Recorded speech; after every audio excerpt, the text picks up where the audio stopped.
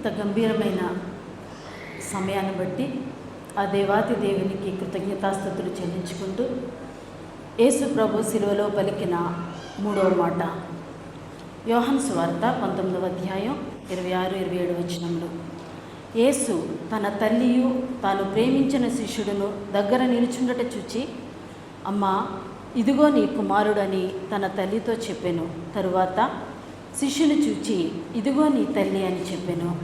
ఆ గడియ నుండి ఆ శిష్యుడు ఆమెను తన ఇంట చేర్చుకొనెను. ప్రియమైన దేవుని సంగమా, రెండవ మాటలో దొంగకు పరలోక నివాసం ఏర్పరచుట ద్వారా తన దైవత్వాన్ని కనపరిచిన యేసు మూడవ మాటలో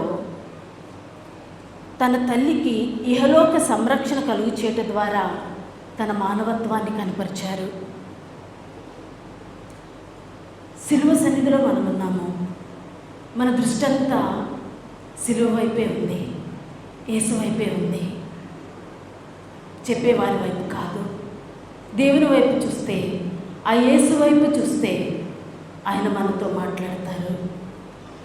సిలువకు దగ్గరగా చూస్తే అక్కడ కొంతమంది స్త్రీలు ఉన్నారు. ఆ స్త్రీలతో పాటు మరియ కూడా ఉంది.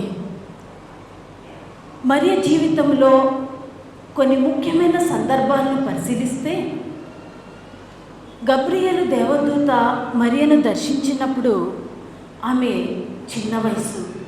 ఆ చిన్న వయసులో ఉన్నప్పటికీ లూకా సువార్త 1వ అధ్యాయం 38వ వచనంలో ఉన్నట్లు, ఇదిగో ప్రభు దాసురాలను, నీ మాట చొప్పున జరుగునుగాక అని దేవుని మాటకి విధేయత చూపిస్తూ అసాధారణమైన అసాధ్యమైన దేవుని చిత్తాన్ని చేయడానికి ఆమె సిద్ధపడింది. ఇక్కడ మరియ యొక్క బలమైన నిబ్బరమైన మనస్తత్వం మనకు కనబడుతుంది. ఇంక రెండవది మనం చూస్తే, యేసు ప్రభు 40 రోజులు ప్రాయంలో ఉన్నప్పుడు యెరూషలేము దేవాలయంలో లూకా సువార్త 2వ అధ్యాయం 35వ వచనంలో ఉన్నట్లు, సిమియోను, నీ హృదయంలోనికి ఒక ఖడ్గము దూసుకుని పోవును అని చెప్పిన మాటలకు మరియ అభ్యంతరపడలేదు. వాటిని తట్టుకుని ఆ సమయంలో ఆమె నిలబడగలిగింది. ఇక్కడ మరి ఒకసారి ఆమె నిబ్బరమైన మనసు మనకు కనబడుతుంది. ఇప్పుడు సిలువలో తన కళ్ళ ముందే హింసించబడుచున్న తన కుమారుడైన యేసుని చూసి కూడా సొమ్మసిల్లి పడిపోకుండా, ఒక తల్లిగా తట్టుకోలేక పిచ్చి పిచ్చిగా ప్రవర్తించకుండా మౌనంగా సిలువ ఎదుట మరియ రోధిస్తుంది. ఒక భక్తుడు ఇలా అన్నాడు, అక్కడ యేసు ప్రభుని సిలువ నుండి, ఆ సిలువ శ్రమల నుండి తప్పించే అవకాశం అక్కడ మరెవ్వరికీ లేదు, కానీ ఒక్క తల్లి అయిన మరియకు మాత్రమే ఉంది అని అన్నాడు. అది ఎలా అంటే, యేసు ప్రభు దైవ కుమారుడును అని చెప్పినందుకే అది నేరంగా ఎంచి ఆయనను సిలువకు అప్పగించారు. ఆయనను ఇప్పుడు సిలువ వేస్తున్నారు. అయితే తల్లి ఆ కుమారుని బాధ చూడలేక, తట్టుకోలేక ఆ సైనికుల దగ్గరికి వెళ్ళి, అయ్యా, ఈయన నా కుమారుడు, దైవ కుమారుడు కాదు, అది అబద్ధం, దయచేసి ఆయన విడిచిపెట్టండి, నేను ఆయన తీసుకుని వెళ్ళిపోతాను అని అడగచ్చు. అలా అడిగితే నిజంగా తల్లి కాబట్టి వాళ్ళు ఒకవేళ యేసుని విడిచిపెడతారేమో, కానీ మరి అలా చేయలేదు. సిలువ ముందు దేవుని చిత్తానికి అప్పగించుకుంటూ మౌనంగా రోధిస్తూ ఉంది. ఇక్కడ ఆమె మౌనమే ఆయన దైవ కుమారుడని సాక్ష్యమిస్తుంది. ఇక ఆమె దేవదూత, గబ్రియేలు దేవదూత దర్శించినప్పుడు గబ్రియేలు దేవదూత చెప్పింది లూకా సువార్త 1:35లో, ఈయన దైవ కుమారుడు అని చెప్పింది. ఆమె సిలువ ఎదుట ఆయన నిజంగా దైవ కుమారుడు అన్నట్లుగా మౌనంగా ఆ స్థితిని ఆమె భరిస్తూ ఉంది. కష్ట పరిస్థితుల్లో కూడా మరియా ఒక బలమైన స్త్రీగా ఆ సిలువ ఎదుట నిలబడడం మనం చూస్తున్నాం. తల్లిదండ్రులుగా మనం మన పిల్లల గురించి ఎన్నో విషయాలలో ఎంతో ఆందోళన పడుతూ ఉంటాం. దిగులు చెందుతూ ఉంటాం. కానీ దేవుని నమ్మిన మనము మన బిడ్డల కొరకు ఎల్లప్పుడూ వారి క్షేమం కొరకు, వారి మంచి జీవితం కొరకు మనం ప్రార్థిస్తూ ఉంటాము. కాబట్టి వారి జీవితంలో ఏది జరిగినా అది దేవుని చిత్తమని చెప్పడానికి ఇక్కడ మనకి దేవునికి అప్పగించుకోవడంలో మరియా మనకు ఒక మంచి మాదిరిగా మనకు కనబడుతుంది. ఈమె ఒక గ్రేట్ ఎగ్జాంపుల్గా మరియ మన ముందు ఉంది. ఇక ప్రియ సంగమా, సిలువలో వేలాడుచున్న యేసు సిలువలో నుండి తన చుట్టూ ఉన్న వారిని గమనిస్తూ ఉన్నారు. సిలువకు దగ్గరగా మౌనంగా దిగులుగా నిలబడి ఉన్న తన తల్లిని ఆయన చూస్తున్నారు. ఇప్పుడు మనం సిలువకు దగ్గరగా ఉన్నాం. ఆయన దగ్గరకు వస్తే ఆయన కూడా మనల్ని చూస్తారు. మరియ స్థితి ఎరిగిన దేవుడు మన స్థితి కూడా ఆయన ఎరిగి ఉన్నాడని మనం గుర్తుంచుకోవాలి. మన స్థితిని బట్టి, మన అవసరతను బట్టి ఆయన మనతో కూడా మాట్లాడతాడని, మనల్ని కూడా ఆయన పిలుస్తాడని మనం ఎరిగి ఉండాలి.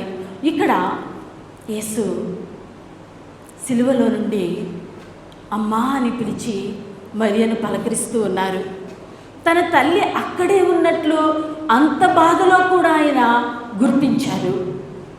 శరీరమంతా గాయాలు, రక్తసిక్తమైన దేహం, భరించరాని బాధ, మిట్ట మధ్యాహ్నం మండుటెండలో ఎండిపోయిన పెదవులతో ఆయన అమ్మా అని పిలుస్తున్నారు. అమ్మా అని పిలిచిన యేసు తనకు దాహమవుతుంది, నీళ్ళిమ్మని అడగలేదు. అమ్మా నాకు చాలా నొప్పిగా ఉంది అని ఆయన అనలేదు. ఈ తల్లి కుమారుల బాంధవ్యంలో మనం చూస్తే ఎప్పుడు ఆయన తన తల్లిని ఏమి అడిగినట్లు మనకు కనబడదు. యోహాను సువార్త 2వ అధ్యాయంలో కానా వివాహంలో తల్లి అయిన మరియే యేసుని అక్కడ పరిస్థితిని గమనించి ద్రాక్షారసము లేదని చెప్పినట్లు మనం చూస్తున్నాం. అక్కడ యేసు ఆ కొరతను తీర్చినట్లుగా మనకు తెలుసు. యేసు ప్రభు ఎప్పుడు తన తల్లిని గౌరవించేవారు. ఆయన తన పరిచర్యలో నిమగ్నమై ఉన్నప్పుడు కూడా ఏ విషయంలో కూడా మరియ నొచ్చుకునే విధంగా ఆయన ప్రవర్తించలేదు. ఆయన మంచితనాన్ని, ఆయనకు గొప్పతనాన్ని, ఆయన జ్ఞానాన్ని చూసిన వారు లూకా సువార్త 11వ అధ్యాయం 27వ వచనములో నిన్ను మోసిన గర్భములో నీవు కుడిచిన స్తనములను ధన్యములైనవని చెప్పారు.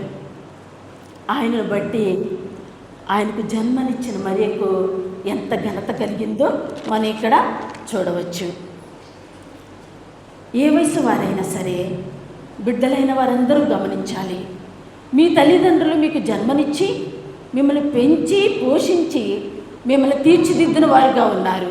కాబట్టి మీ మంచి ప్రవర్తనను బట్టి, మీ మంచి జీవితాన్ని బట్టి మిమ్మల్ని చూసిన వారు మీ తల్లిదండ్రులను ప్రశంసించగలిగే విధంగా మీరు ఉండాలి. మనల్ని బట్టి మన తల్లిదండ్రులు సన్మానించబడాలి, కానీ అవమానించబడకూడదు. దేవుడు మనకిచ్చిన 10 ఆజ్ఞలలో 4వ ఆజ్ఞ మనందరికీ తెలుసు. నీ తండ్రిని నీ తల్లిని సన్మానింపుము. ఇక్కడ మరి యొక్క వాక్యాన్ని మనం చూస్తే మత్తయి సువార్త 15వ అధ్యాయం 4వ వచనంలో తల్లిదండ్రులను ఘనపరచవలెను. ఎఫెసీ 6వ అధ్యాయం 1వ వచనంలో పిల్లలారా ప్రభువునందు మీ తల్లిదండ్రులకు విధేయులై ఉండుడి. ఇక సామెతల గ్రంథం 23-22వ వచనంలో నీ తల్లి ముదిమి యందు ఆమెను నిర్లక్ష్యం చేయకుమని వ్రాయబడి ఉంది. ముఖ్యంగా ప్రియమైన యవ్వన బిడ్డలకు నేను చెప్పేది ఏంటంటే, మీ తల్లిదండ్రులు మీ స్వేచ్ఛకు ఆటంకంగా ఉన్నారని భావించకూడదు. ఎందుకంటే మీరు ప్రమాదాల్లో, చిక్కుల్లో, సమస్యల్లో పడకూడదనే ఉద్దేశంతో వారు మీ గురించి పట్టించుకుంటారు, మీ గురించి ఎంక్వైరీ చేస్తారు, మరి మిమ్మల్ని కంట్రోల్ చేస్తూ ఉంటారు.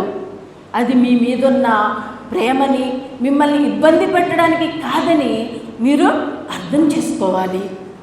వారిని విసుక్కోకూడదు, వారి మనసులను గాయపరచకూడదు, వారి మీద తిరగబడకూడదు, ఇష్టానుసారంగా మాట్లాడకూడదు. ఆ విషయంలో బిడ్డలు జాగ్రత్త పడాలి. ఇక ఈ కుమారుని తల్లిదండ్రులు ఎంత అదృష్టవంతులో, ఈ కుమార్తె తల్లిదండ్రులు ఎంత అదృష్టవంతులు అని మిమ్మల్ని బట్టి వారు అంచనా వేస్తే అది మీకు ఎంత ధన్యత కదా.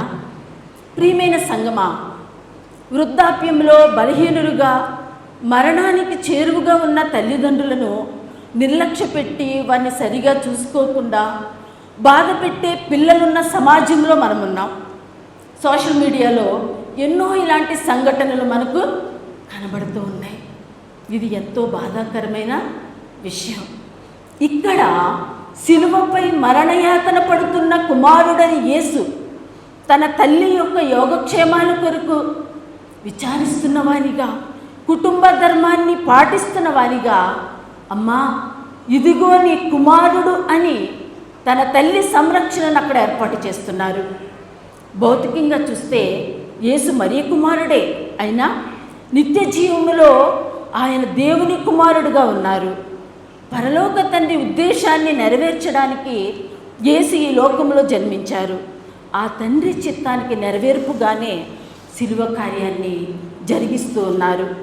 తరువాత ఆయన ఆరోహణమై తండ్రి దగ్గరకు వెళ్ళిపోతారు. పరలోక తండ్రి చిత్తాన్ని నెరవేరుస్తున్నారు కదా అని తన తల్లి బాధ్యతను ఆయన మర్చిపోలేదు. తన తల్లి బాధ్యతను నిర్వర్తిస్తున్నాను కదా అని పరలోకపు తండ్రి అప్పగించిన పనిని ఆయన విస్మరించలేదు.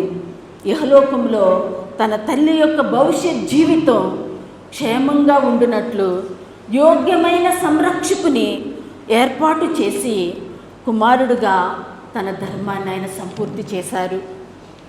ఇక సిలువలో నుండి సిలువకు దగ్గరగా నిలబడిన మరొక వ్యక్తి ఎవరండి? ఆయన శిష్యుడు, యేసు ప్రేమించిన శిష్యుడు. యేసు తాను ప్రేమించిన శిష్యుని చూచి, ఆ శిష్యుడు ఎవరో మనకు తెలుసు. ఎవరండి? లేఖనాల ప్రకారం అని యోహానని తెలియబడుచున్నది.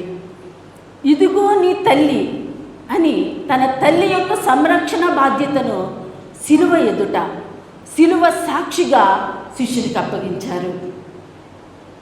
శారీరక, మానసిక, ఆధ్యాత్మిక విషయాలన్నిటిలో కూడా మరియను తన తల్లిగా చూసుకోగలిగిన యోగ్యమైన కుమారుడుగా ఇక్కడ యోహాను తెలియబడుచున్నాడు.